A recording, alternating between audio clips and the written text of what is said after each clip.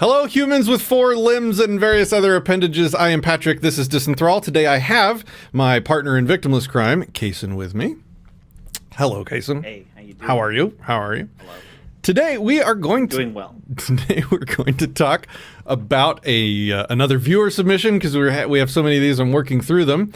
This one is out of California, Commiefornia. This is about a measure to split California into 3 states. But it was removed from the ballot by the state Supreme Court. And I find this story, first of all, like... Wait, those ads, those are... Look how much screen real estate is taken up by things that aren't what I want to look at. Let's... They're as big as us! Should we help him out? Let's... What are you doing? Let's help him out. Just kind of... God, he's breaking the matrix! Just gonna kind of delete all that stuff that I don't want. All right, there we go. Much better. So... Yeah. Measure to split California into 3 states removed from ballot by the state Supreme Court. This story just kind of flew under a lot of people's radar, but I see it as a pretty important one to point out and to highlight because it speaks directly to a lot of people's efforts and beliefs in using the system to reduce and or end the system itself. It speaks directly to what was wrong with my initial campaign for not governor of Texas when I was initially running with a plan that I had sort of copied from Adam Kokesh's not president plan to, if elected, attain office and on day one walk in and sign an executive order that will erase the state of Texas government and block all federal control over the lives of Texans and the people living here. This article, and one of the criticisms I got, and I'm going to give credit where it's due, Jeff Dale, the governor does not have the power to do that. And I had some pretty good counter arguments. If I were to actually win, there would be a sea change in the opinions of the people that might make it more possible. But he was right in that this is how the state would respond to such an attempt. They would say, oh, you can't do that. That's not in the rules. That's powerful, though. That's an important, critical point of contention here when you're trying to work in the system in the Libertarian Party or elsewhere as a Libertarian in the Republican Party, whatever.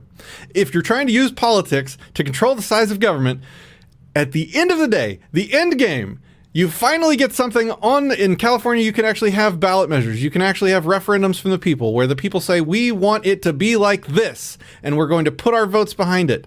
And the state, the government, isn't even going to allow you to vote on it. Sorry, that's not an option. I mean, I haven't even gotten to the story yet, and I'm already ranting. But Patrick, you just gotta believe harder in the system. That's always the rebuttal that I get from people whenever I talk about my lack of belief in the political process to affect measurable change. You just have to believe harder. Vote harder. Yeah, I meant to save the rant for after the article, so let's get to it. Because the rant is coming. It already came. Let's see. The California Supreme Court decided unanimously Wednesday to remove from the November ballot a measure aimed at dividing California into 3 states. The decision was a defeat for Tim Draper, Silicon Valley venture capitalist who spent $1.2 million on it. He reacted angrily to the court's action, calling it corruption. Whether you agree or not with this initiative, this is not the way democracies are supposed to work, he said in an email. This kind of corruption is what happens in third world countries. What I think he should have said is this is the kind of corruption that makes us need to get rid of the government. He said the state's insiders were in cahoots. Of course they were. The state's insiders don't want to get rid of the state's insides. They like the state's insides on the insides. So of course they're in cahoots. So in a brief order, the court said it acted because significant questions have been raised regarding the proposition's validity, because we conclude that the potential harm in permitting the measure to remain on the ballot outweighs the potential harm in delaying the proposition to a future election. So the proposition wasn't even to end the government. It was simply to split the state of California into 3 or 6 smaller states, just because California is such a large place. It's got so many different types of people. It's got the population centers in the Silicon Valley and such like that are hyper liberal, and it's got the more rural regions that are farmers and things like that are hyper conservative or Maybe not hyper-conservative in terms of the rest of the country, but way more hyper-conservative in terms of the rest of the state. But they're all being... to the liberal mania. They're all Commiefornia, yeah. They're all being forced to associate in this singular top-down government control mechanism.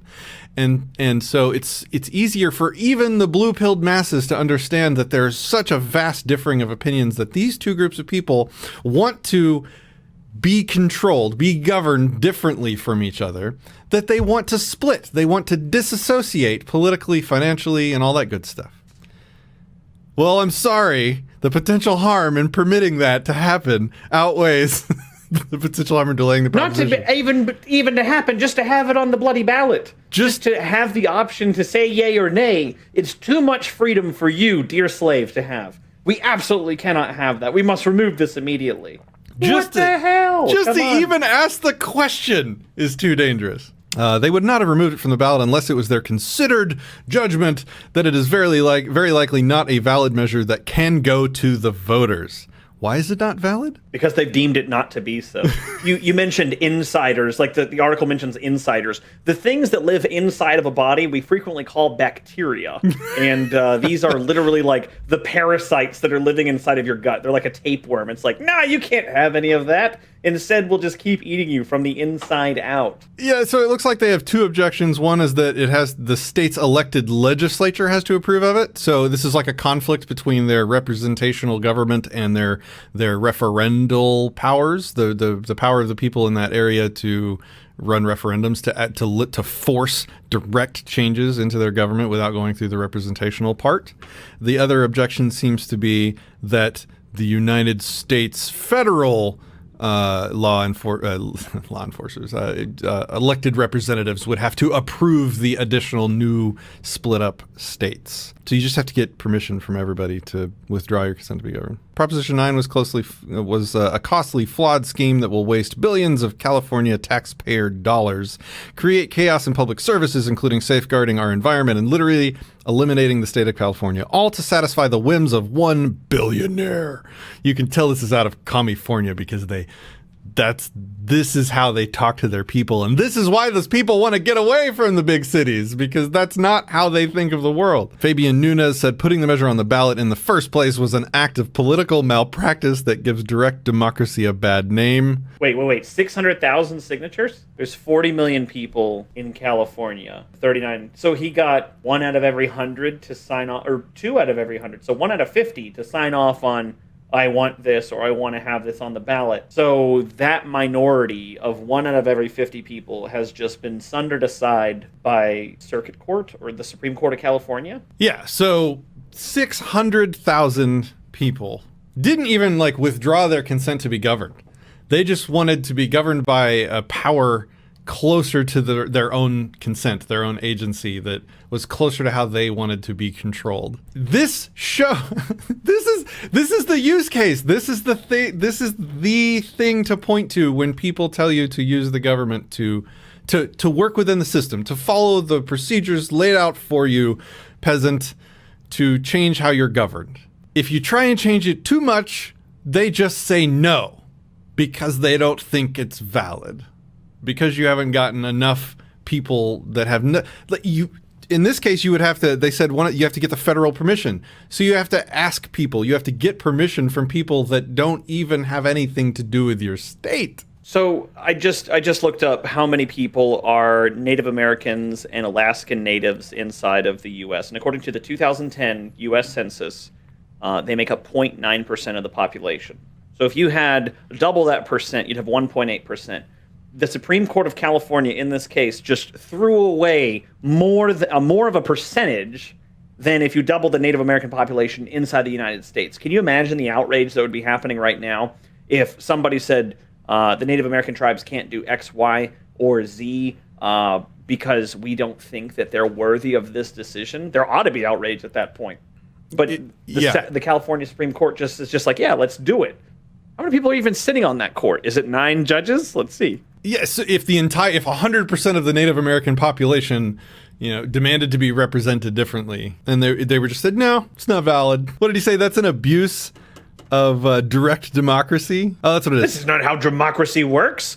This is how democracy works in a third world country. It's political malpractice that gives direct democracy a bad name. There are 7 judges on the Supreme Court of California. So 7 people just overrode 600,000 people. 1 person for every 80,000 people. But they consent to that system by living there, right? Oh! Yeah, just like they consent to buying a car from the local car dealership by living there. Oh, right? Man. All right, so I just wanted to point this one out. I just wanted to point at it and say, hey, everybody, libertarians, look at this dumpster fire I found, because this story and these actions stand in direct opposition to all of your pragmatistic statements to the fact that you can work within the system, follow the rules to achieve more freedom. Once you get this isn't even remotely freedom. This isn't even remotely eliminating government. And it's just been shut down. That is invalid. That is political malpractice. You're giving democracy itself a bad name. What is happening? I'm a billionaire and I want people to be able to lead themselves slightly closer to home. I'm the government and I say, no. That's exactly what happened. That's just crazy. All the libertarians who are like, but hey, we could be like Ron Paul. We could do this kind of stuff. I love that I just have this candle handy. All the people who Pretty say, glorious candle. We got to work within the system. Yeah, it is a glorious candle because it does say taxation is theft at the bottom right there. But for those that say, we got to work within the system, we have to do all these things to achieve freedom, I say, no. Yeah. No, you don't. Well, in this case, no, you can't. It's not even an option. And it's not. I'm not going to keep repeating myself, but I'm going to be I'm going to be showing this video to a lot of people over the next several years when this comes up in conversation.